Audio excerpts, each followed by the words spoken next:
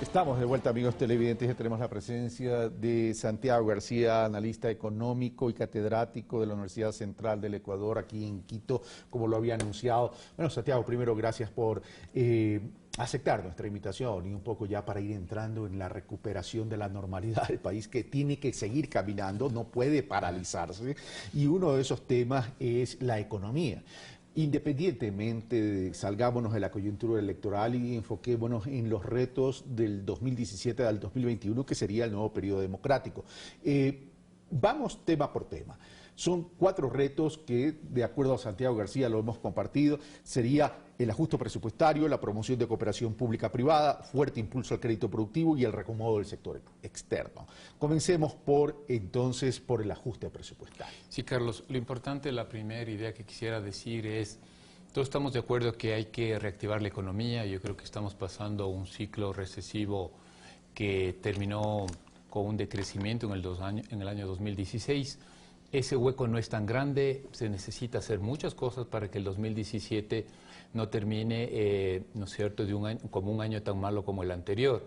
Y eso es lo que a los ecuatorianos nos interesa. Entonces, estos 4 puntos que mencionas y que creo que lo ponemos a consideración de la opinión pública, empieza por este ajuste presupuestario. Me parece que no es viable mantener el mismo presupuesto del 2016, cerca de 30, para redondear, 30.000 millones de dólares. Me parece que lo importante aquí es mantener una inversión pública mínima que pueda ser sostenible, ¿no es cierto?, en estos próximos 4 años.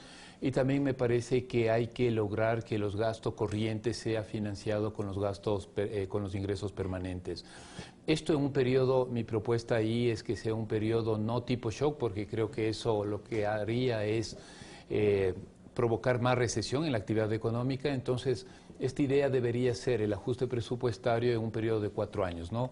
La experiencia argentina, la experiencia española nos dice que cuando uno hace una reducción muy brusca, lo que hace es precisamente obtener el resultado contrario, que la actividad económica se caiga. Y lo que creo yo, todos estamos esperando, me parece que el ciudadano común y corriente lo que espera es simplemente la posibilidad de trabajo, de ingreso. Me parece que por ahí está. Entonces, las cuentas fiscales deben equilibrarse en este periodo, como digo, de 4 años. Creo que hay mucho por luchar. Estaba mirando las cifras de la CEPAL. Ecuador ha hecho un tremendo esfuerzo por la inversión pública, aproximadamente un 13-14% del Producto Interno Bruto. Eso es un valor bastante considerable.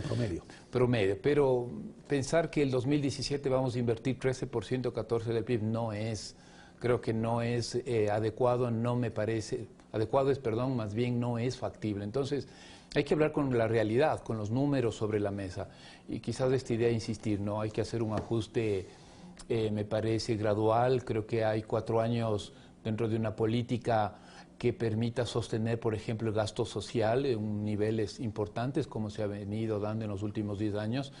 Creo que hay que hacer un ajuste también de gasto corriente que no es sostenible, que no aporta en eficiencia económica o no tiene gran trascendencia en términos sociales. Me parece que ha llegado el momento de hacer eso. Ok, vamos por partes. Tú me dices, habría que hacer cierto ajuste presupuestario de aquí a los 4 años, sí, hablando, pero tenemos que tomar en consideración también el corto plazo y el cortísimo plazo. Es decir, el nuevo gobierno se está posicionando el 24 de mayo, por tanto, la gestión en el segundo semestre del año 2017 le va a corresponder al nuevo gobierno, en ese sentido. Es decir, va a haber una transición que de una u otra forma al nuevo gobierno no va a tener mucha capacidad de acción porque ya los proyectos y el presupuesto ya están en ejecución, en ese sentido. Sin embargo, de aquello, el mismo gobierno nacional, el gobierno nacional que estaría ya entregando el mandato el 24 de mayo, dice, estamos saliendo de la recesión, pero frente a todos los escenarios negativos que se han planteado, este año planteamos o estimamos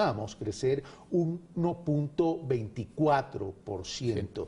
Pero para poder crecer el 1.24%, o es el gobierno saliente ya está dejando todo encaminado, o el gobierno nuevo tendrá que continuar con la misma dinámica y con las mismas acciones a efectos de tener esa estimación, que esa estimación del 1,24 se haga realidad. Correcto.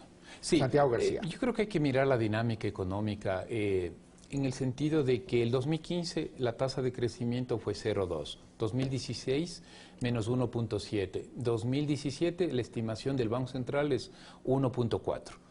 Si me remito a las cifras de la CEPAL, ¿no es cierto? En 2016 la economía menos 2,5, 2017 0,3. Entonces acordemos, posiblemente sea entre 0,3 o 1,4 el crecimiento de la economía.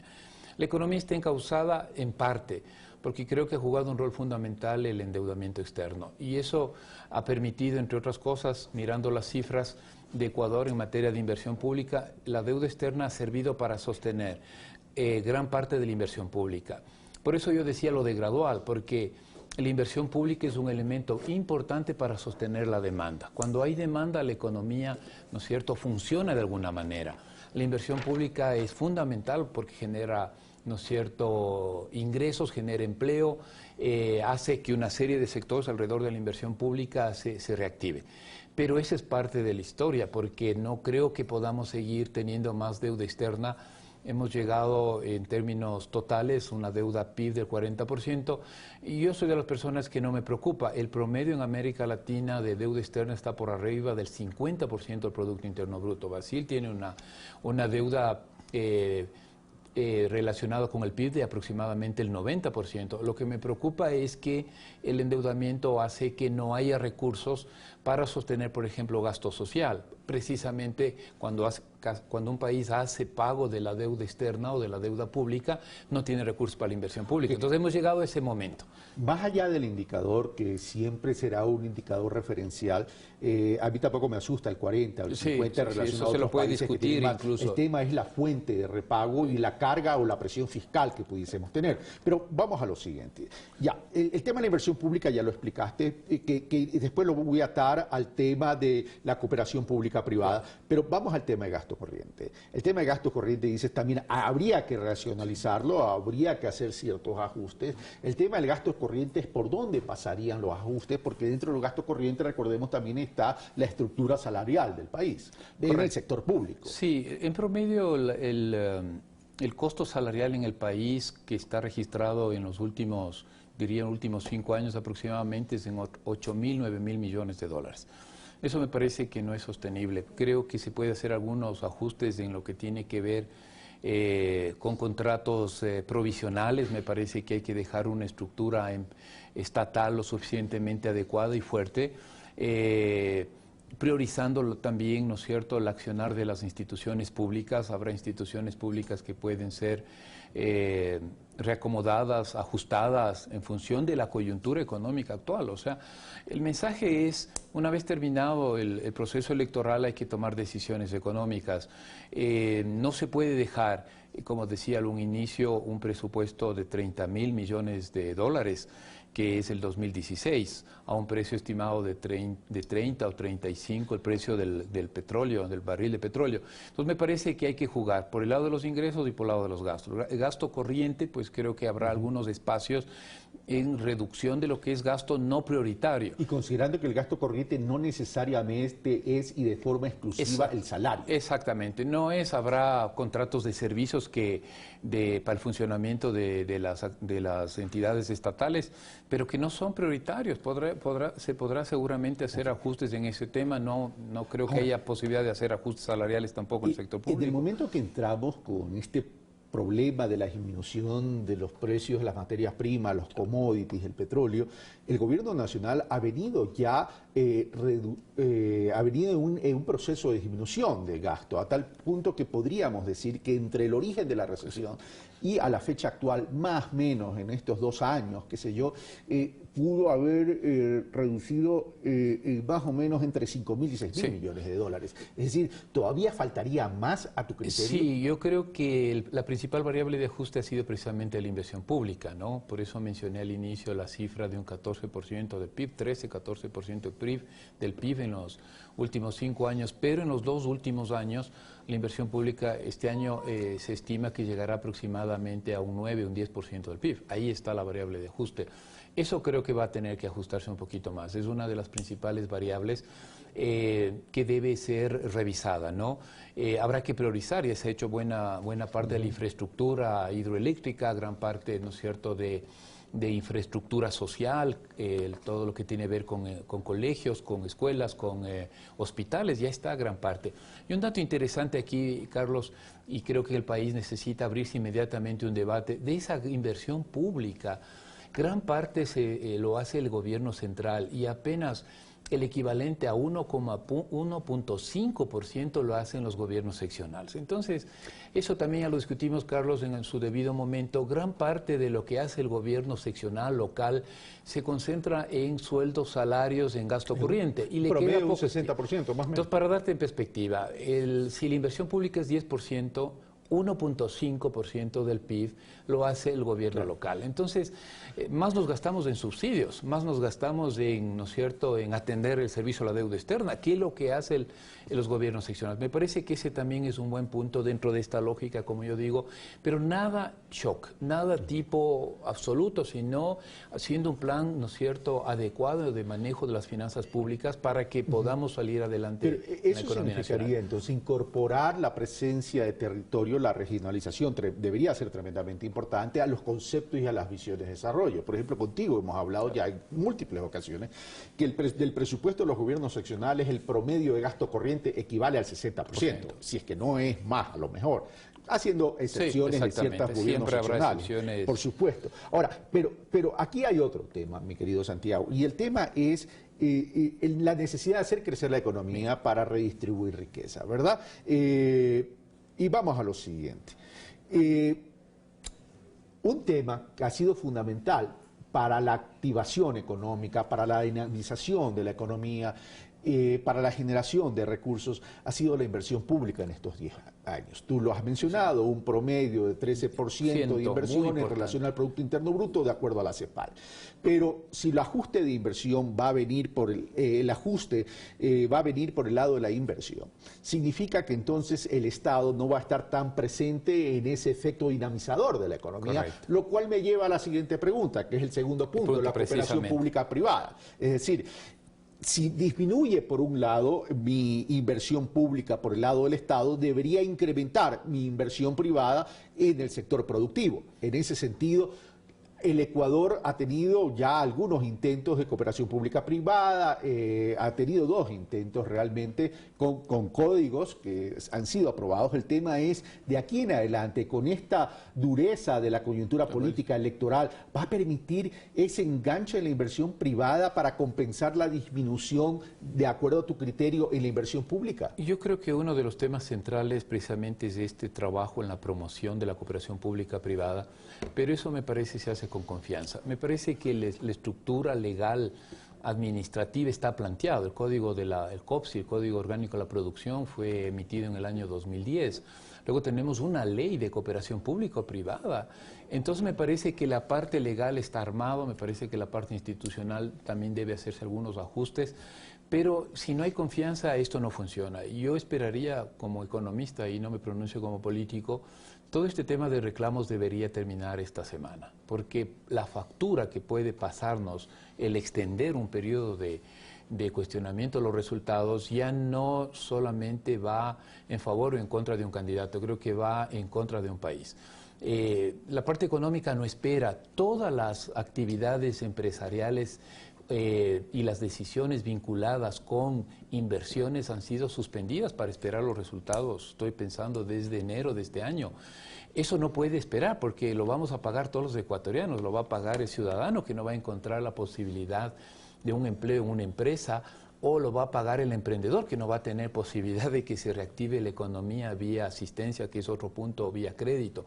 Entonces me parece, esperemos que esta semana políticamente se ha resuelto los temas, porque yo creo que el otro mensaje que debería ser el presidente electo es presentar su equipo económico, ¿no es cierto?, con un plan creíble, sostenible, que hable directamente de estos problemas, pero que también proponga delinee su visión y muestre también un camino por recorrer que no tiene que ser una desgracia, tiene que ser un camino también lleno de esperanza, de alternativas, ¿no? Y de compromiso. Veamos un efecto negativo en el presente. Es decir, esta coyuntura de calles calientes, de no querer reconocer el tema de los resultados, la polémica esta que se ha armado a partir de las elecciones, ya ha tenido un primer efecto.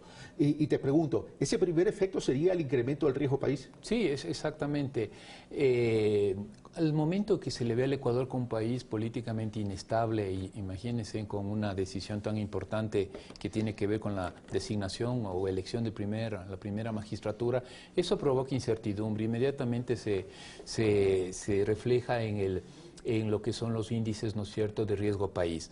Y Ecuador ha hecho un tremendo esfuerzo. En los últimos 4 o 5 meses ha bajado precisamente el riesgo país, ¿no es cierto?, gracias a los esfuerzos que se han hecho. Pero esto puede irse al traste si seguimos en esa lógica, ¿no? Ahora, y eso puede encarecer mucho más la posibilidad de financiamiento, tanto interno para el sector público como al privado. Cooperación pública-privada. Me dices que uno de los temas tendría que ser confianza. Y la confianza se traduce en credibilidad y la credibilidad se traduce en resultados tangibles. Pero vamos a lo siguiente. Si el país quiere encaminarse hacia un horizonte de verdadero desarrollo, tiene que hacer cambios estructurales. Es decir, no podemos hablar tampoco de cualquier tipo de inversión. Tendríamos que hablar de inversión estructural. Es decir, por ejemplo, el sector industrial debería crecer más allá del 13% en relación del Producto Interno Bruto. El sector agropecuario también debería crecer más allá de entre el 12 y el 13%, más allá de esos indicadores, etcétera, etcétera. Entonces, ¿por dónde debería ir la inversión pública-privada? Muy buena pregunta, Carlos, porque uno de los temas que yo personalmente siempre he estado de acuerdo a la necesidad del cambio de matriz productiva, pero me parece que insistir en industrias industrializantes, en astilleros, en el tema petroquímico, tiene un problema. El problema es que no son generadores de empleo. Me parece que el concepto que hay que girarlo hoy 180 grados, es mi criterio personal, es que debemos apuntar la inversión público-privada y la inversión privada hacia sectores que demandan mucho empleo. Y uno tiene listado, los economistas sabemos en qué parte hay, en qué sectores demandan empleo. Número 1, comercio. El comercio genera muchísimo empleo. Número 2, el tema que tiene que ver con la parte industrial, el sector de alimentos. El sector alimenticio representa el 50% aproximadamente del sector manufacturero. El tercer gran sector, la construcción. El cuarto sector, el tema agrícola. Mucha gente se confunde, el sector agrícola genera empleo, pero no empleo adecuado. Hay algunos temas ahí en el sector agrícola que uno tiene que mirar con detenimiento. Esto no quiere decir que el sector agrícola no sea prioritario, es prioritario desde una perspectiva de generación de empleo que no necesariamente tiene que ser el empleo formal, pero creo que ahí también se necesita definir una estrategia porque gran parte de cada 10 ecuatorianos, 6 de 10 se está ubicando en lo que es el empleo inadecuado. Entonces, gran parte de estos ecuatorianos están ubicados en el sector agrícola. Entonces, necesita una estrategia hoy más que nunca que nos permita salir precisamente con una reactivación del sector agropecuario para generar este empleo, ¿no? Empleo con ciertas garantías. Yo creo que ahí también nos falta un diálogo nacional, entre otras cosas que implique, por ejemplo, un aseguramiento mínimo a la seguridad social y también acceso a servicios básicos como crédito. Lo agropecuario dentro de lo rural con unas políticas mucho más fuertes, pero también a partir de una visión de desarrollo territorial. Ahora, el crédito productivo en ese enfoque sería tremendamente importante. Sí, por eso es que las 4 alternativas que estamos proponiendo acá, no todo está interrelacionado, no puede uno ver las diferentes alternativas de una forma. Yo escucho a muchos colegas, respeto mucho, es que hay que hacer el ajuste presupuestario y ese es el problema del país. O sea, lo que estamos diciendo es una cuestión integrada, se necesita un ajuste presupuestario, se necesita promoción de la cooperación público-privada, un fuerte y decidido impulso al crédito y luego el reacomodo del sector externo. Los datos en el tercer punto, el impulso de crédito, Carlos, son dramáticos. Hay una estimación de la propia CEPAL y del propio Banco Central. Aproximadamente lo que se invierte para la PYME equivale al 1% del PIB. Es decir, todo el crédito que moviliza en el año 2016, tanto la banca pública como la banca privada, llega al 1%. Y yo me pregunto, ¿qué podemos hacer con el 1% para el sector que genera o que representa el 95% de la estructura? Se habla entre el 95 y 98% de la estructura productiva está en las pymes.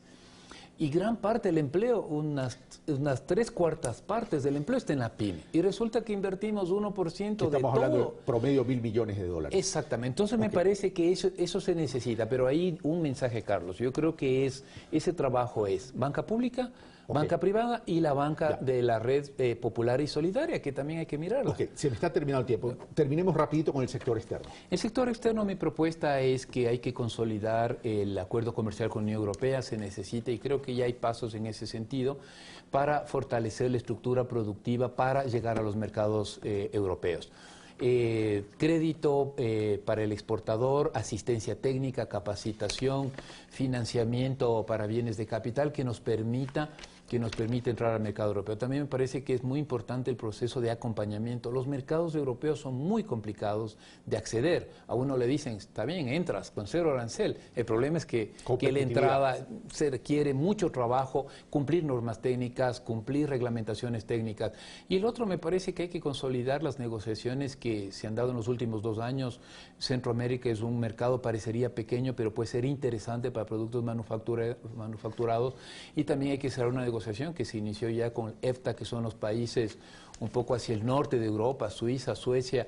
No es que nos va a cambiar completamente la vida, pero son negociaciones que podrían sostener, ¿no es cierto?, un reacomodo del sector externo. Hoy más que nunca no puede haber fallas en el sentido de que las exportaciones no se consoliden. Tenemos que hacer todo el esfuerzo del caso para que vía exportaciones no va a haber la posibilidad de otra vez restringir tremendamente importaciones vía salvaguardias. Entonces el camino es fortalecer exportaciones y dejar que las importaciones de alguna manera se reacomoden en función también de prioridades del país. Lo que sí me queda claro es que la balanza comercial y la balanza de pagos durante los próximos 4 años van a ser claves para cuidar y fortalecer la dolarización. Santiago García, muchas gracias. Bueno, hemos terminado por el día de hoy. Esto fue Pensamiento Crítico, como siempre, insumos para que ustedes sigan analizando, salgamos ya de la parte de la bulla, del ruido, y entremos también a decir, el Ecuador no puede paralizarse, tiene que seguir viviendo, tienen que emprender ese ritmo de crecimiento, de desarrollo, de distribución, redistribución, de la necesidad de erradicar la pobreza. Esto fue Pensamiento Crítico, soy Carlos Rabascal y ustedes, como siempre, tienen la última palabra.